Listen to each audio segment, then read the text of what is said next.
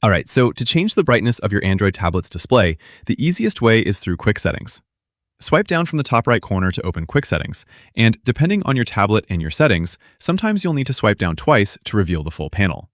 Here you'll see a brightness slider. Just tap and drag it to your preferred setting, then let go. You can also tap this little half moon icon here.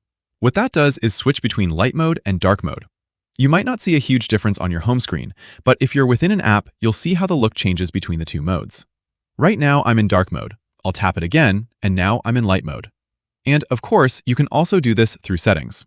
Go to Settings, scroll down to Display, and there's your brightness slider, along with the light mode and dark mode toggle, plus other display-related settings too. So that is how you change the brightness on your Android tablet. Click that like button if this video helped, and subscribe for more easy, quick guides like this one. Thanks all.